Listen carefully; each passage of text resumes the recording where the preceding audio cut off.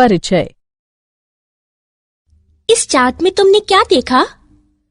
ये मानव, chimpanzee, gorilla और 2 अन्य जंतुओं को दर्शाता है, जिनमें कुछ समानताएं व भिन्नताएं होती हैं। हाँ, इन समानताओं और भिन्नताओं का आधार क्या है? इनकी शारीरिक संरचना समान है? बिल्कुल नहीं, लेकिन समानताओं और भिन्नताओं का आधार सामान्य जीव रूपों से इन जंतुओं का विकास है। ठीक है, क्या तुम ये कहना चाहती हो कि इस चार्ट से पता चलता है कि मनुष्य में पूर्वज चिंपैंजी थे, चिंपैंजी के पूर्वज गोरिल्ला थे और इसी तरह? हाँ, आओ मैं तुम्हें विस्तार से समझाती हूँ कि कैसे पृथ्वी पर एक के बाद एक विभिन्न जीव रूपों का विकास हुआ। उद्देश्य।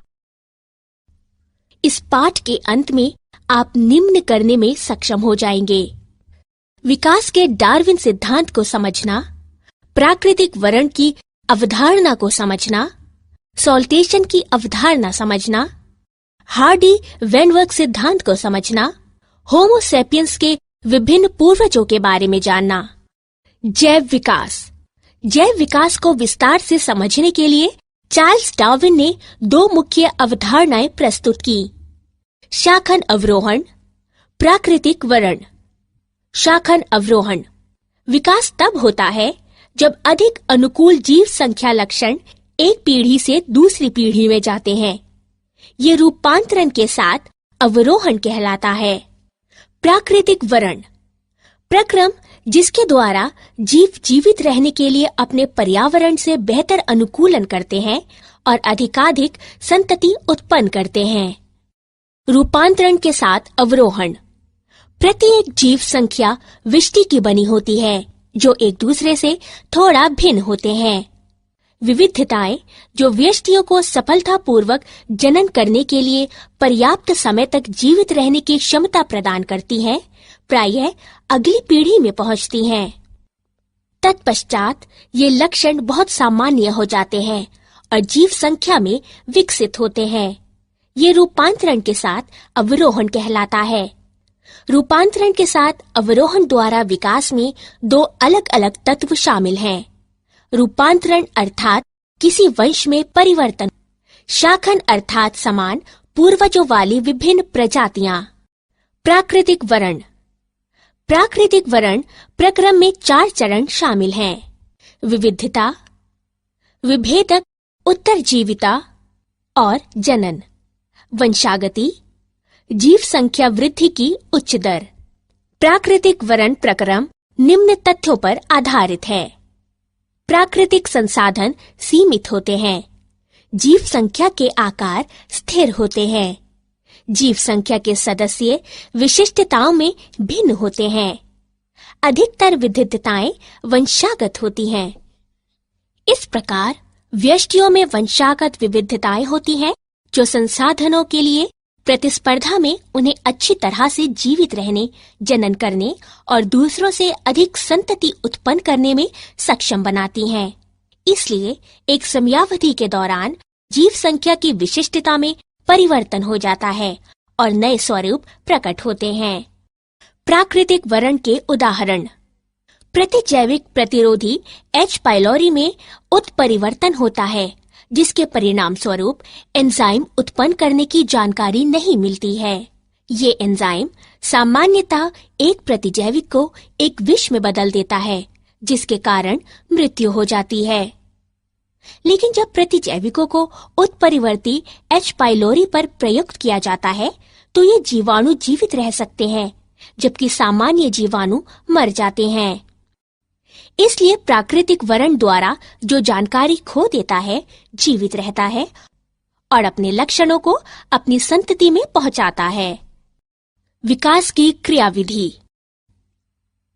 ह्यूगो टिवेरिस ने बताया कि उत्परिवर्तन अर्थात जीव संख्या में सहसा आने वाले बड़े बड़े परिवर्तन विकास के कारण हैं।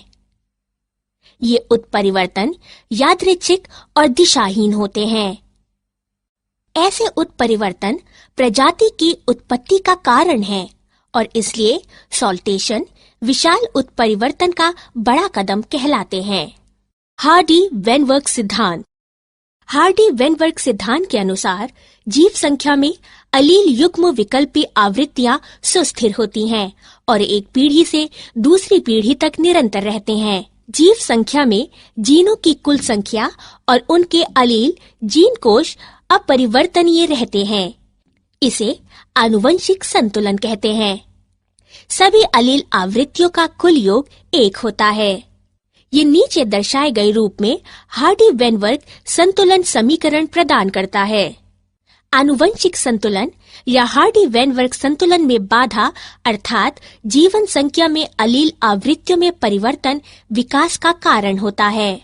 हार्डी-वेनबर्ग संतुलन को प्रभावित करने वाले कारक। निम्नलिखित 5 कारक हार्डी-वेनबर्ग सिद्धांत को प्रभावित करते हैं। जीन प्रवाह, आनुवंशिक अपवाह,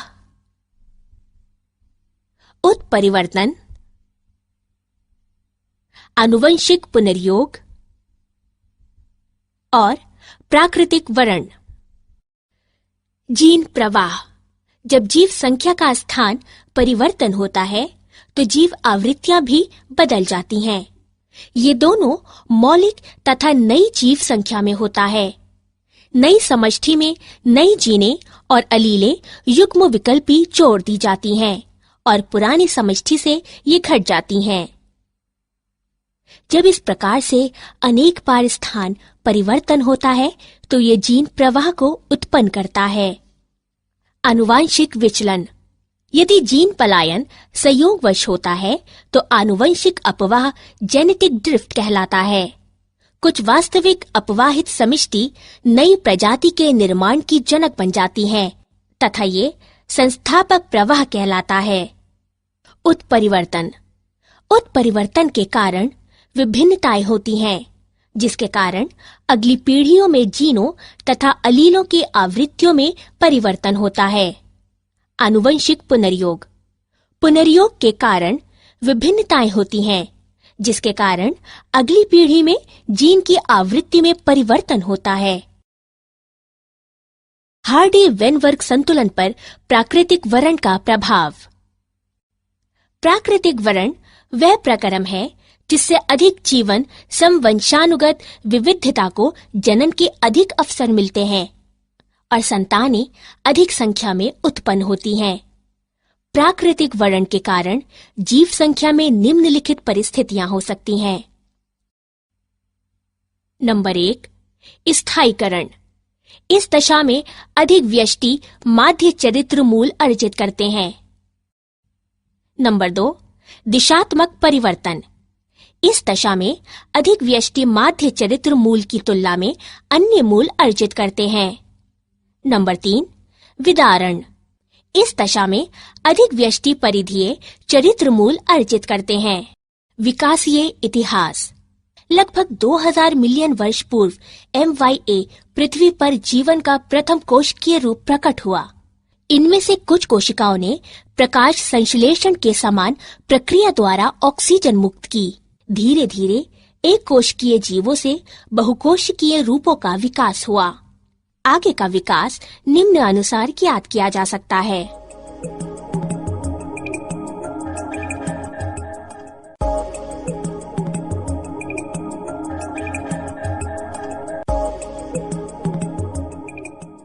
स्तनधारियों का विकास। पहले स्तनधारी प्राणी श्रू जैसी स्तनधारी थे। जब सरीसृपों की कमी हुई तब स्तनधारी प्राणियों ने स्थल पर कब्जा कर लिया। कुछ स्तनधारी प्राणी पूरी तरह से जल में रहते थे, जैसे व्हेल, डॉल्फिन, समुद्री गाय आदि। स्तनधारी जरायुज होते थे और अपने अजन्मे शिशु को मां के शरीर के भीतर सुरक्षित रखते थे। स्तनधारी प्राणी खतरों के प्रति सतर्क रहने एवं बचाव करने में अन्य प्राणियों की तुलना में अधिक बुद्धिमान होते थे। मानव का विकास। पूर्ण भाषा कौशल और आत्मचेतना के साथ मनुष्य निम्नलिखित चरणों में विकसित हुआ है।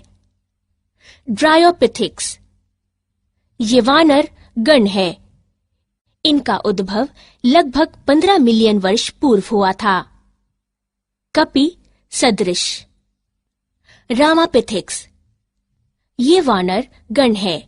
इनका उद्भव लगभग 15 मिलियन वर्ष पूर्व हुआ था। मानव सदृश सीधे खड़े होकर चलते थे तथा ऊंचाई में लगभग 4 फुट तक थे। ऑस्ट्रालोपिथेसिन आदि मानव लगभग 2 मिलियन वर्ष पूर्व अफ्रीका के घास स्थलों में पाए गए थे। पहला मानव सदृश प्राणी होमो हैबिलिस कहलाया गया था। मस्तिष्क यानी दिमागी क्षमता 650 से 800 सीसी के बीच थी।